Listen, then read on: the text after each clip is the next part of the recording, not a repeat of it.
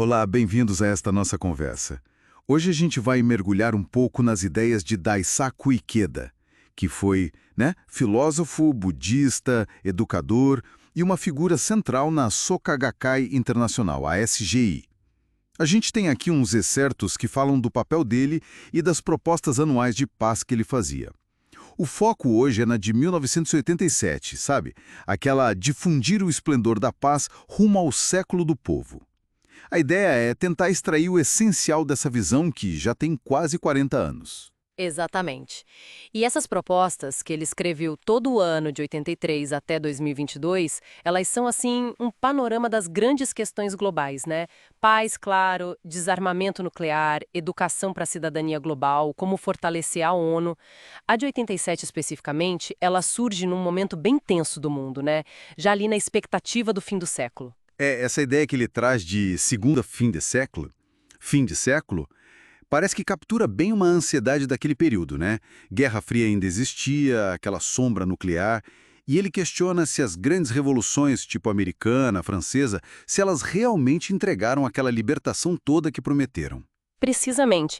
E é fascinante como ele analisa, por exemplo, a democracia americana. Ele vê como um laboratório, sabe? Reconhece a vitalidade que vem da diversidade, da participação do cidadão. Ele até cita Tocqueville, as assembleias da Nova Inglaterra. Mas, ao mesmo tempo, ele não ignora os lados sombrios, né? A questão indígena, a escravidão e o que ele chama de uma certa arrogância do universalismo. O ponto central para ele, e aí ele cita Hannah Arendt, é o valor do diálogo, o poder da palavra e o autocontrole como bases da democracia. E essa valorização do diálogo, imagino que seja a ponte para a visão dele sobre a ONU e a diplomacia, certo? Mesmo com as críticas que a ONU já sofria naquela época. Sim, total. Ele via a ONU como indispensável, um fórum vital para o diálogo, mesmo com as limitações que todo mundo via.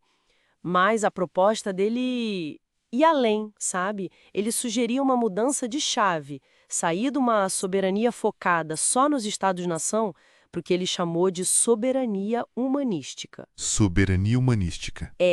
A lógica é que ameaças como a nuclear, elas não respeitam fronteira, né? Atingem a humanidade inteira. Então a resposta precisaria ter esse foco humano, global. Ele até cogita se a Constituição pacifista do Japão não poderia servir de modelo nesse sentido. Essa ideia de soberania humanística é bem forte para 87, mas ele conecta isso com algo mais concreto, né? O poder das pessoas, das ONGs. Exatamente. Ele via o crescimento das ONGs, e aí inclui a própria SGI, como um sinal claro do poder crescente dos cidadãos no cenário mundial. Uma proposta bem concreta de 87 foi criar uma década da educação para a cidadania mundial, sobre a asa da ONU, né, para ir de 1991 a 2001. O foco seria ambiente, desenvolvimento, paz, direitos humanos. Formar gente que se visse como parte do planeta mesmo. E claro, a questão nuclear. Isso era central para ele, né?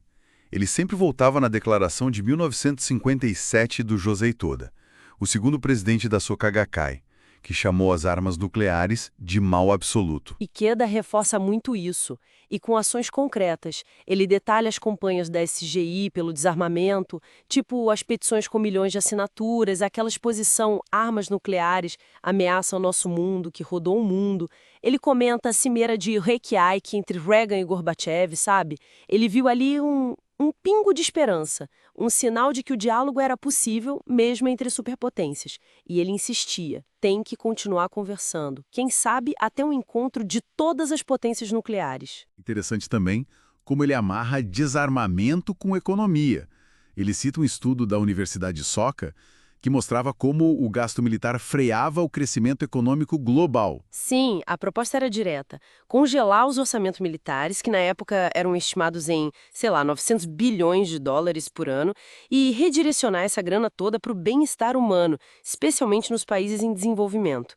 Ele sugeriu coisas tipo um ano internacional do desarmamento para 1988, até um centro de intercâmbio internacional da juventude liderado pelo Japão para criar pontes. E aqueles planos para a Soka University of Los Angeles, a SULA, que ele menciona, para conectar Oriente e Ocidente. E isso se encaixa aí também. reflete essa visão maior de uma cultura pan-pacífica. E também a aposta dele no potencial do budismo, algo que o Johan Galton também notou, né? Não só como religião, mas como uma fonte para uma política de paz ativa.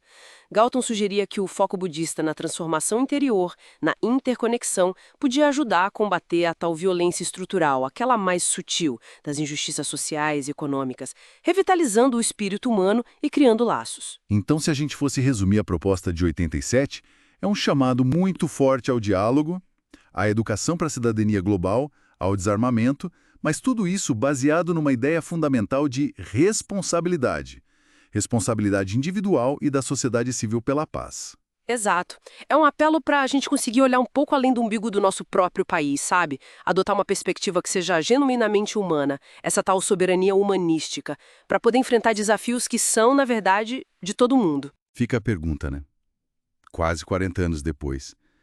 Num mundo ainda cheio de desafios que se conectam, pandemia, clima, conflitos, qual o peso? Qual a aplicabilidade que essa aposta na soberania humanística e na diplomacia cidadã ainda tem hoje? É algo para a gente continuar pensando